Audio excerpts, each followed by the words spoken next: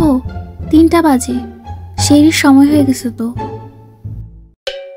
সব কাজ শেষ করে নিয়ে এইমাত্র শুইতে আসলাম, এখনই 3টা বাজে গেছে। আরে না, তুমি তো 1টার সময় ঘুমাইছো, এই জন্য তোমার এমন লাগতেছে।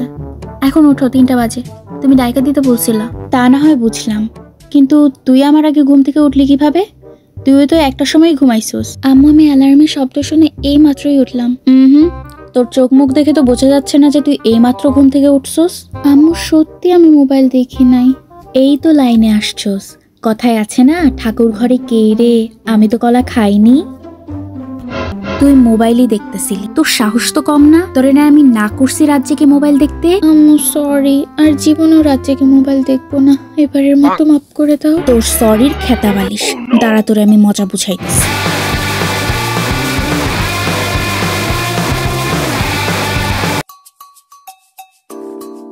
আমি রাত 3টার সময় উঠা রান্না বান্না করে সবকিছু রেডি করে বসে থাকতে পারি, আর তাদের বাবা মেয়ের ঘুম ভাঙে না, শুধু একটু খায়া যাবে সেটাও পারে না তারা। আবার কবে না জানি বলবে একটু চাবায় দাও, আর আমরা শুধু গিলবো। আম্মু, এটা কিন্তু ঠিক না, আমি কিন্তু নিজের খাবার নিজেই খাই। তুমি কবে খাওয়াই দিছিলা?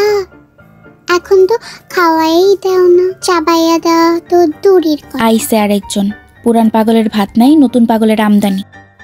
মাওয়া, তুমি উঠছো কেন? তোমাকে কে ডাক দিল? ঘরে লাইট জ্বালানো ছিল, তাই আমি উঠে পড়ছি। আম্মু, আমি রোজা রাখবো। রোজা রাখবা? ঠিক আছে, রাখবা রোজা। 12টার সময় একবার খেলে একটা রোজা হয়ে যাবে, তারপর যখন আমাদের সঙ্গে ইফতারি করবা তখন আরেকটা রোজা। আম্মু, তাহলে কি আমি 2টা রোজা রাখবো? হ্যাঁ আম্মু, তুমি যতবার খাবা ততবারই রোজা হবে। কিন্তু আমি তো তোমাদের মতো রোজা রাখবো, তোমরা তো খাও না। আচ্ছা, না খাই রোজা রাখিস, কিন্তু আমাকে দিনের বেলা জ্বালাতে আসবি না। বুশরা, তুই কি আসবি? আম্মু আসতেছি। সাথে তোর বাপরেও ডাইকা নিয়ে আয়, আমি আর কাউরেই ডাক দিব না। এখন সবাই খাওয়া শুরু করো। তুমিও পাশে বসো, একসাথে খাই। আম্মু, কালকে থেকে কিন্তু রোজা শুরু, তুমি কিন্তু 30টা রোজাই রাখবা। কি রাখতে পারবা তো? বাবা, আমি কি 30টা রোজা রাখতে পারবো? হ্যাঁ, অবশ্যই তুমি রাখতে পারবে। নিয়ত গুণে বরকত। যদি তুমি নিয়ত করো যে তুমি 30টা রোজা রাখবা, তুমি অবশ্যই রাখতে পারবে। আর এই বয়স থেকেই তোমাকে রোজা রাখতে হবে, এবার থেকেই না হয় রোজা রাখা শুরু করে দাও। আচ্ছা বাবা, আমি 30টা রোজাই রাখবো। হ্যাঁ আম্মু, যদি তুমি 30টা রোজা রাখো তাহলে তুমি যা চাও তাই কিনে দিব।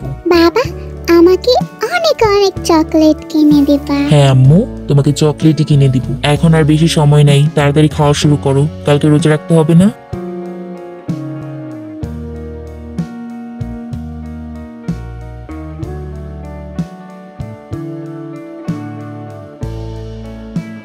সেই খাওয়ার আর মাত্র 10 মিনিট সময় বাকি আছে। যারা যারা এখনো ঘুম থেকে উঠেনি তারা তাড়াতাড়ি ঘুম থেকে উঠুন। আগে 1 গ্লাস পানি খা, তারপর আবার খাইস। আম্মু, আর মাত্র 10 মিনিট সময় আছে, এখন থেকে পানি খাওয়া শুরু করতে হবে। এত পানি খেলে তো পেট ফুলে ব্রাস্ট হয়ে যাবো, পরে তো সারা দিন রাত বাথরুমে পড়ে থাকবে। আম্মু, এখন যদি আমি বেশি বেশি পানি খাই তাহলে কালকে আর টেস্টটা পাবে না, বুঝছো? সেই খাওয়ার আর মাত্র 5 মিনিট সময় বাকি আছে।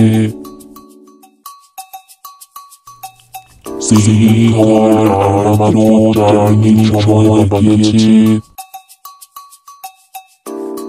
সেই খাওয়ার আর মাত্র 2 মিনিট সময় বাকি আছে।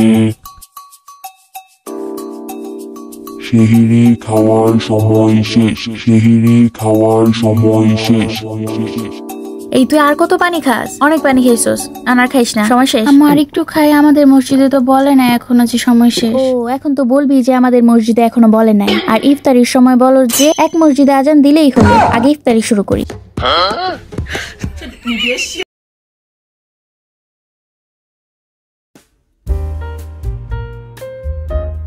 বাবা, কি শান্তির ঘুম ঘুমাইতেছে। রোজা রাখলে তো আর ঘরের কাজ করাই লাগে না, আর তো কেউ রোজাই রাখে না, শুধু তারাই রোজা রাখে। রে, আর কত ঘুমাস তুই? সারা রাত ঘুমাইছস, সকালেও 10টা পর্যন্ত ঘুমাইলি, এখন আবার সোফায় ঘুমাইতেছস। এত ঘুম কোথা থেকে আসে রে? আম্মু, রোজা রাখলে খালি ঘুম ঘুম লাগে, কখন জানি ঘুমায় পড়ছি, খেয়াল নাই। এত ঘুমাইলে রোজা হালকা হয়ে যাবো। এখন আমার সাথে কাজ কর। আচ্ছা তুমি যাও, আমি আসতেছি। আচ্ছা তাড়াতাড়ি আয়।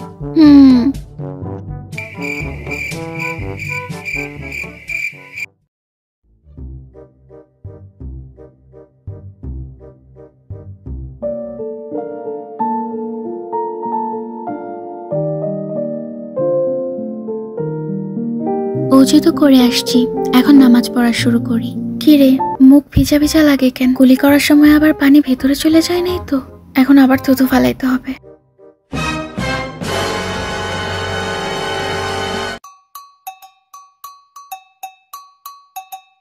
থু থু।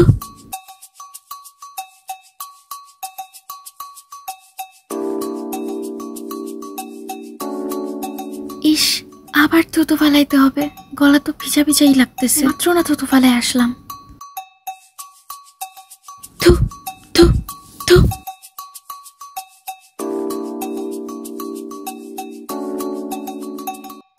থু থু থু। এখন একটু গলাটা শুকনা শুকনা লাগতেছে। এখন ঢুকিলে সমস্যা নেই, রোজা তো আর ভাঙবে না। রোজার দিন একবার ওযু কইরা যদি সারাদিন নামাজ পড়া যাইতো।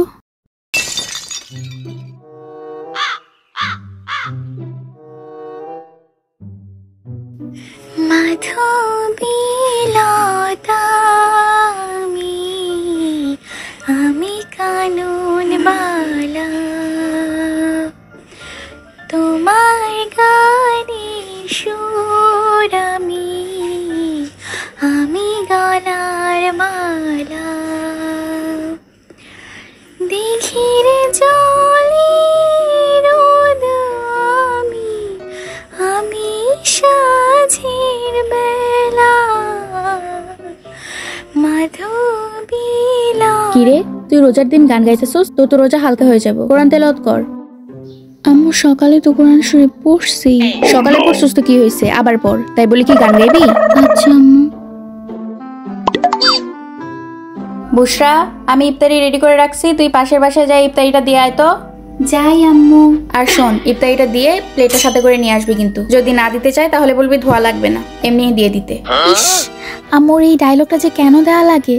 পাশের বাসার মানুষরা কি দেশ ছেড়ে চলে যেতেছে যে আজকেই প্লেট আনতে হবে? আমার প্লেট চাইতে যে লজ্জা লাগে, কেমন উইয়ার্ড লাগে। আর যদি সাথে করে প্লেট না আনি তাহলে আম্মুই আমাকে বাসায় রাখবে না। আন্টি, আন্টি দরজাটা খোলেন, আপনার জন্য ইফতারি নিয়ে আসছি। আরে আরে, ভেতরে আসো। তোমার আম্মু ইফতারি বানাইছে না?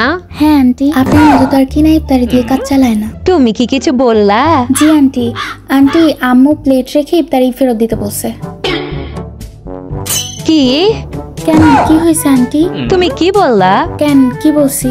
বলছো যে প্লেট রেখে ইফতারি ফেরত দিতে। সরি আন্টি, সরি আন্টি, মনে হয় রোজায় ধরছে, বুঝছেন? আমি তো আর এটা বলতে চাইনি। আপনি ইফতারি রাখেন, প্লেটটা ফেরত দিয়ে দেন।